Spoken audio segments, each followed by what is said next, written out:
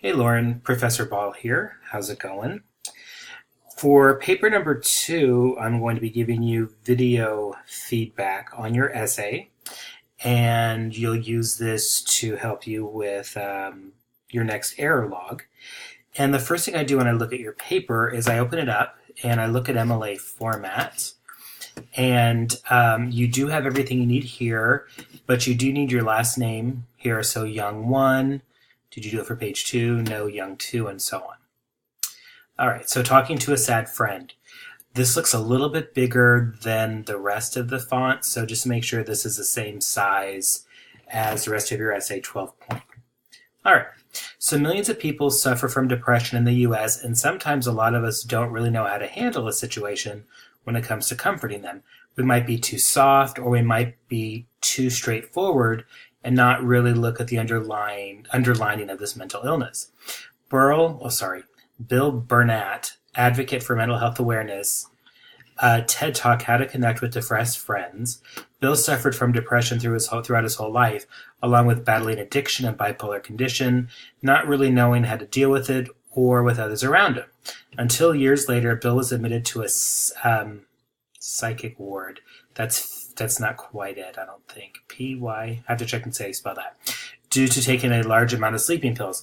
In his talk, he keeps our minds thinking of how to connect with depressed people by including his life experiences, statistics about depression, and some honest humor and our own feelings to keep our minds from wanting to drift off. All right, so you set this up well. You don't just jump in with, in his talk, blah, blah, blah.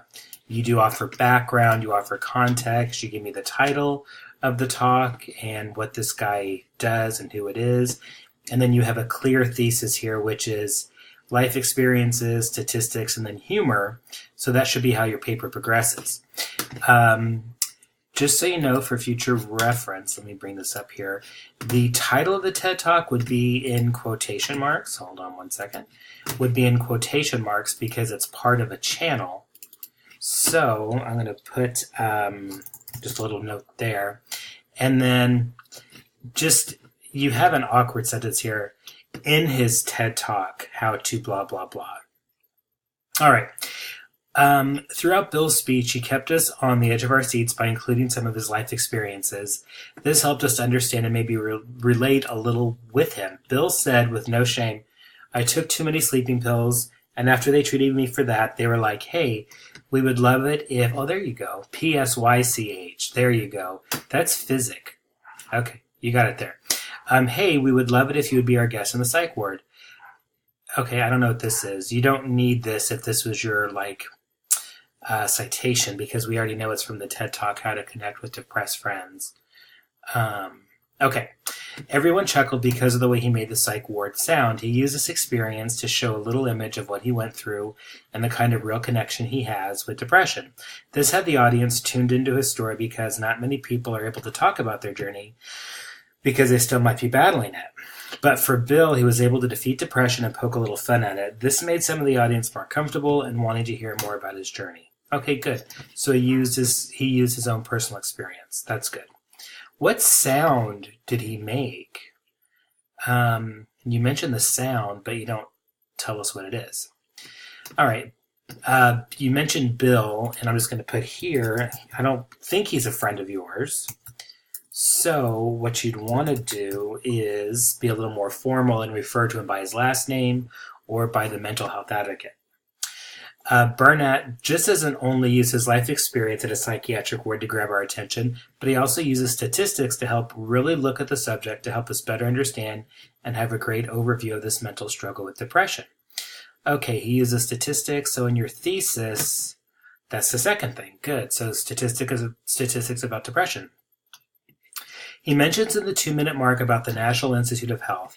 The National Institute of Mental Health reports 7% of Americans experiencing depression in a year. So depression is super common, yet in my experience, most folks don't want to talk to depressed people unless we pretend to be happy. Okay, you don't need this, Lorrin. We know where this is coming from. And that would not be the correct way to do it anyway. If it was a correct citation, it would be the last name and then the page number. But you don't need that. You only have one source. Bill, or Burnett, uses research to show how common it is for anyone to be depressed. He wants us to embrace it and not to feel awkward about this troubling mental issue, and to be open about it by letting our family and friends know that they are not alone and we are all human. Mentioning this statistic moved some people and got the audience to really think that maybe someone in our life might be battling depression. Good. You have some extra spaces here. You have extra space between your paragraphs. So go to, let me see if I can get to there. Where's my Microsoft Word? I'll get to that in just a second. Hang on. Throughout Bill's speech, comma, so check your punctuation there.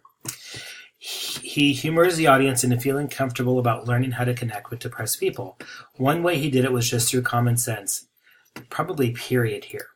Here are two ways Bill made his speech funny and kept us wanting to hear more. So since the word more is not a verb, you would probably just do colon. Colon. Because a colon means you're going to define what more is. I have a friend who, when people were worried about him, they would call and ask if he wanted to go shopping or help them clean out the garage. Your depressed friends could be a good source of free labor. Okay, that's funny. You don't need this either. Unless you say, Bill made his speech funny at the 11-minute mark when he says, because really the only in-text citations would be this right here, last name and page number. Maybe you've heard that depression is contagious and you're afraid of catching it. Bring some hand sanitizer. That's funny too. Since you have two quotations, if there's a gap in between those, what you could do is the following. You could do labor space ... Maybe you've heard. And what that ... is called an ellipsis. And this shows that you are taking something out of the quotation. You're only using a piece of it. And it's called an ellipsis. That would help it flow better. The crowd laughed while he pointed out two common ways we think we can help our friends that are feeling down.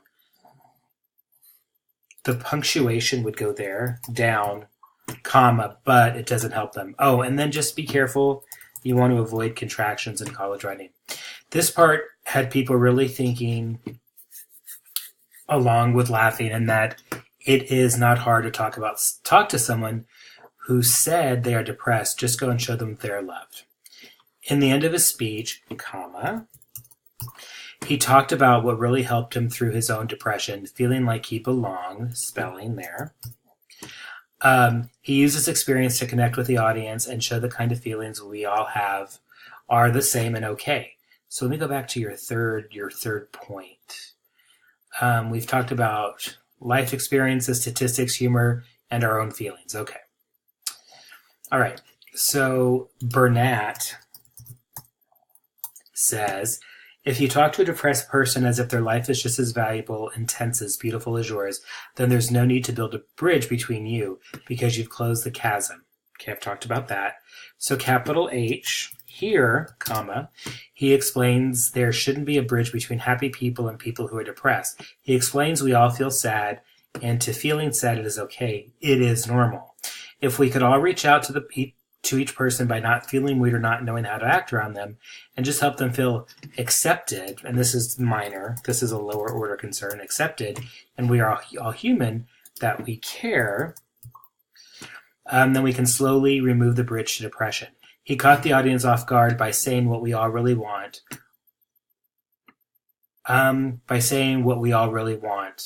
This is awkward. I would take another look at this. Our better feelings from others. I don't know. Bill is known for being an advocate for mental health awareness through his speaking, comedy, and storytelling. He helps people with depression to understand and defeat it while making us laugh. He showed all this along with logos. Careful with new information because you're introducing logos for the first time. That could be its own paragraph. To capture his audience in many states to help us better relate to people around us who suffer with depression. With his life experience, statistics, humor, and real human feelings, comma, he was able to persuade the audience in learning how to talk to depressed people. Good. Okay. No for this. And if you look on the prompt, you will see directions on how to do this under the calendar, I believe. Let me go back. Hold on one second. No. I'll tell you where to find it in just a second. Okay, so overall, you do have the right idea. You respond to the assignment. You set up your introduction well. You have a thesis that you follow. And you wrap it up nicely except for the addition of logos, which you could put in its own paragraph. So use the comments that I'm giving you now, Lorrin, to do error log number 2 and to do error log number 2 and to help you with paper number 3. And for this, go back and look on the calendar where the prompt is, and there should be a link for how to do your works cited page, and I mention it in the video that I also posted on how to complete paper number 2. Okay? So let me know if you have any questions. Thanks.